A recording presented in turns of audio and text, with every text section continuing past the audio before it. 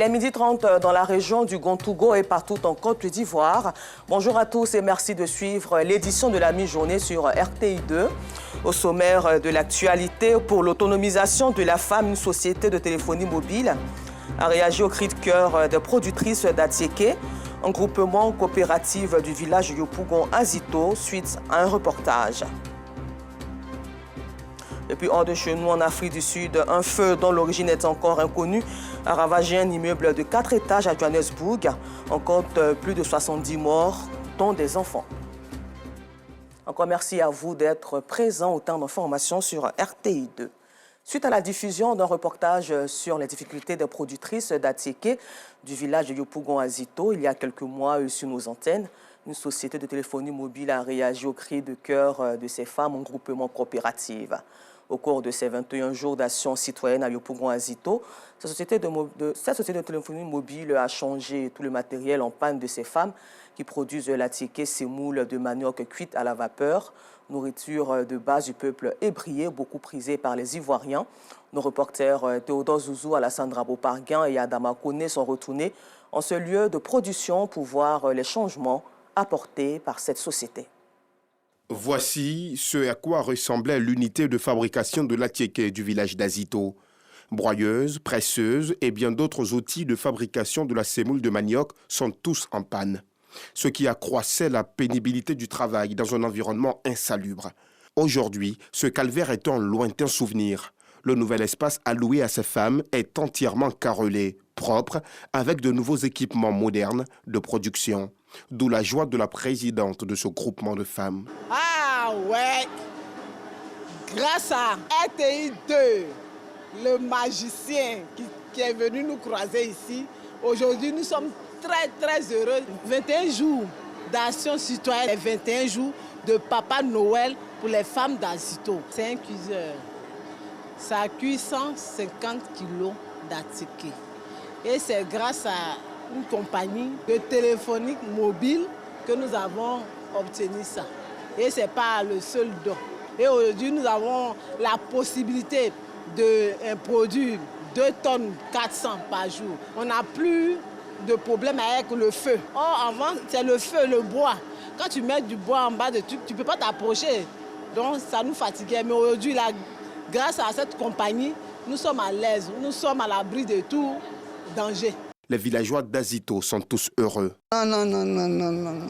Un grand, très différent.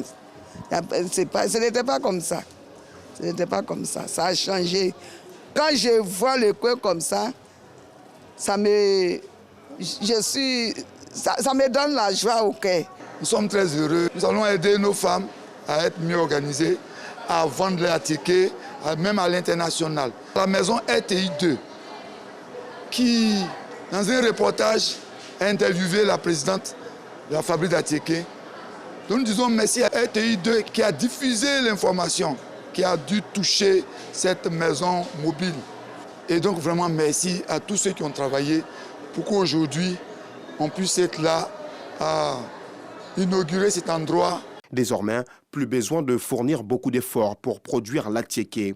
La métamorphose est de taille, ce qui améliore la qualité de l'Atiéké. C'est un déshydrateur. Ça sert à déshydrater l'Atiéké. L'avantage qu'elles vont avoir, c'est qu'aujourd'hui, elles ne vont plus compter sur le soleil pour sécher leur Atiéké. En général, quand ils sèchent l'Atiéké au soleil, on peut avoir des insectes, on peut avoir des fientes d'oiseaux sur l'Atiéké. Mais avec le déshydrateur, elles n'auront plus à faire ce travail-là. Et après cela, elle peut aller faire la cuisson. Dans un autre appareil que nous avons fabriqué, un cuiseur de grande capacité qui fait à peu près 100 à 150 kg d'Atiéké cuit en 45 minutes. Il va aussi sécher l'Atiéké pour en faire donc l'Atiéké en forme de couscous d'Atiéké. Donc l'Atiéké déshydraté. Et une fois qu'il est déshydraté, le produit peut rester 3 années. En tout cas, ça apporte un grand changement chez nous. Parce qu'avant, on n'avait pas ces genres de machines. Quand nous gagnons les commandes, on a les difficultés. Ça là, c'est Atiéké déshydraté. C'est un nouveau produit que nous allons commencer à faire, à produire. Donc on ne connaît pas le bénéfice qui est dedans. Il faut que nous commençons à produire pour voir réellement le bénéfice qui peut nous encourager à produire plus. Ces travailleuses peuvent mieux profiter de leur activité grâce au partenariat entre l'entreprise de fabrication du matériel de production et une société de téléphonie mobile, initiatrice de cette action de solidarité. Ces femmes ont été aussi formées à la comptabilité et la gestion des finances. Je sais compter, m'a appris à lire, alphabétique continue. Ça me permet de savoir vendre mon article sans problème, pour ne pas qu'on me vole. C'est ça qui a fait que ma vie a changé. Avec tous ces acquis, l'autonomisation de la femme prend forme dans ce village. Les membres de ce regroupement s'engagent à tout mettre en place pour la préservation des infrastructures, mais également accroître leur chiffre d'affaires et leurs profits pour sortir de la précarité. Et pour parler toujours d'autonomisation, promouvoir les producteurs de cacao est un maillon essentiel dans le système économique ivoirien. À cet effet, donc, participons à présent à la 4e édition du Festi Cacao qui s'est tenue à Boisseau dans la région du sud de Komoué en présence d'Aboulaziz Guira et Maïssa Kougay. À la place Elengan-Etché dans la ville d'Aboisseau, au sud-est du pays, ils sont plus d'une centaine à prendre part au Cacao Festival International. Parmi les participants, des producteurs et des acteurs de la filière cacao. Le Cacao Festival International, une initiative de Constant Guéhi. Il vise à promouvoir les producteurs de cacao, maillon essentiel dans le système économique ivoirien. C'est un festival hommage aux producteurs et à tous les acteurs de la filière que vous êtes aujourd'hui rassemblés. C'est une reconnaissance du travail des éléphants de notre économie qui font de la Côte d'Ivoire le premier producteur de cacao au monde, un État solide. Chers producteurs, vous êtes à féliciter. Vous nous faites honneur. Vous êtes les éléphants de l'économie de la Côte d'Ivoire. Soyez fiers de vous. Ce festival bénéficie du soutien de plusieurs personnalités. Pendant ces 3 jours à Boisseau avec fière allure par la qualité de l'organisation, fière allure par la thématique qui nous rassemble. Au cours de la cérémonie, les producteurs ont reçu des vivres de la part de l'ONG Enfants du Progrès.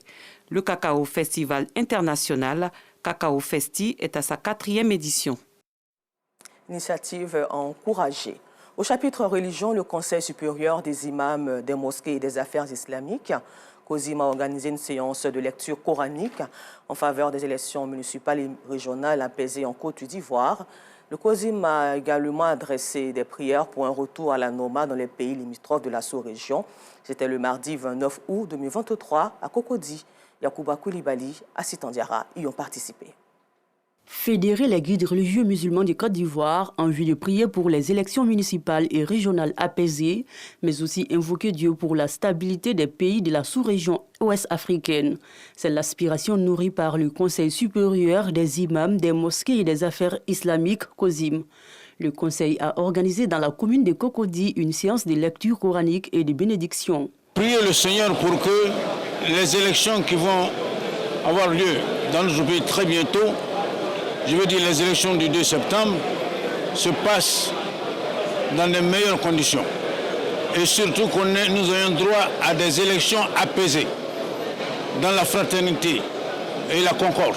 Priez pour tous nos pays, surtout nos voisins, à savoir le Mali, le Burkina Faso, le Niger, la Guinée et autres, pour que le Seigneur les aide à retrouver très rapidement la paix, la cohésion, ainsi continuer leur développement dans le bon sens. Une initiative saluée par les participants. J'ai beaucoup apprécié cette initiative. Il nous a quand même instruit. Il nous a instruit, en dehors d'ici, de continuer à prier dans nos prières nocturnes. Et même dans les zikrs, dans les invocations, dans les lectures du Coran et dans les sermons, de prier pour que ces élections se passent dans les très bonnes conditions, que ce soit des élections apaisées.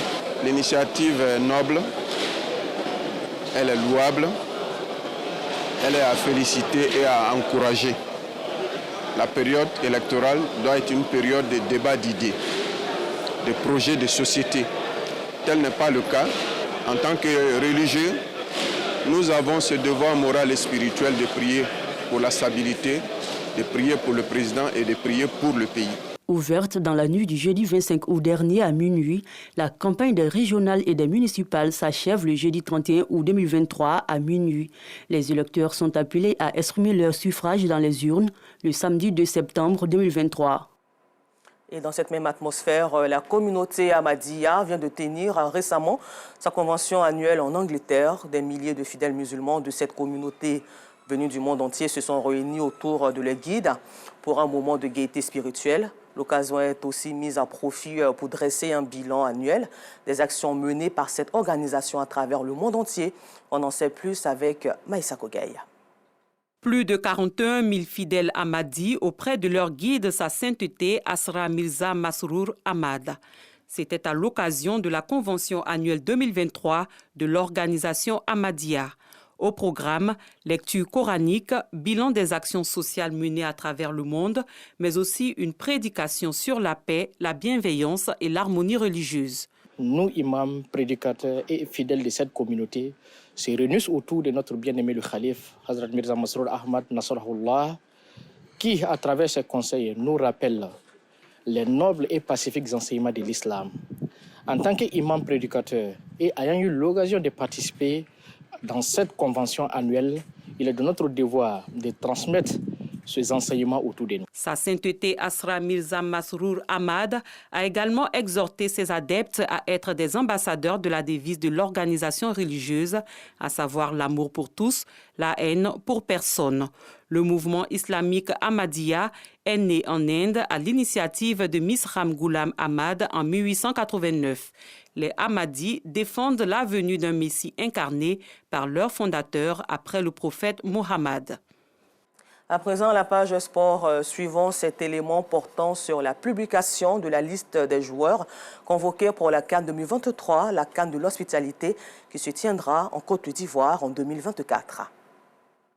3 gardiens de but, 8 défenseurs, 5 milieux et 9 attaquants, pour un total de 25 joueurs choisis par Jean-Louis Gasset, le sélectionneur des éléphants du Côte d'Ivoire, pour affronter le Lesotho le samedi 9 septembre 2023 au stade Laurent Poko de San Pedro, pour le compte de la 6e et dernière journée des éliminatoires de la CAN 2023 et le mercredi 12 septembre en amical face au Mali, cette fois au stade Alassane Ouattara de Bempé.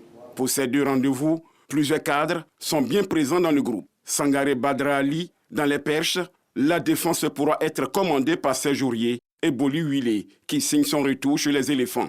Franck Kessier, Sangaré Ibrahim, Séri Jean-Michel bénéficient encore de la confiance du technicien français dans l'axe médian. Sur le front de l'attaque, Sébastien Haller, Cornet, absent lors du dernier regroupement face à la Zambie, font leur retour. En raison d'une blessure contractée dans son nouveau club en Arabie Saoudite, Gasset se passera encore de Seko Fofana. Il s'est fait une petite blessure, puis le contexte, il a dit bon, je continue à jouer, et là c'est devenu une blessure moyenne qui nécessite 3 semaines d'arrêt. Et c'est lui qui m'a appelé pour me dire, coach, je suis avec vous. Si vous me sélectionnez, je suis là. Il a fait un article derrière où il a été très clair. J'ai bien aimé sa franchise. Aujourd'hui, il est de tout cœur avec nous. Le portier Fofana Yaya et le jeune Diomando Ousmane, 19 ans, du Sporting du Portugal, connaîtront leur première sélection. Gagiseli Saint-Joseph et Yaya Touré, des générations 92 et 2015, donneront respectivement le coup d'envoi des 2 oppositions. Hors de chez nous au Gabon, après le coup d'État d'hier mercredi, le général Oligui Nguema Brice a été désigné à l'unanimité président du comité pour la transition et la restauration des institutions. La durée de la transition des militaires au pouvoir n'a pas été encore précisée. Un feu ravageur et des morts par dizaines, un incendie a dévasté un immeuble de 5 étages dans la nuit de mercredi 30 à ce jeudi 31 août dans le centre de Johannesburg, causant au moins 73 morts et 2 blessés, soulignant que la cause de l'incendie n'a pas encore été établie. Et pour terminer ce temps d'information, sachez que le ministre britannique de la Défense Ben Wallace, âgé de 53 ans, a formalisé son retrait de la vie politique. Il a joué un rôle clé dans le soutien du Royaume-Uni à l'Ukraine face à l'invasion russe. Son remplaçant, Grant Sharp, a pris fonction ce jour. Voilà, c'est tout pour aujourd'hui. Encore merci à vous de votre aimable attention et bonne suite de programme sur RTI2, la chaîne la plus proche des populations.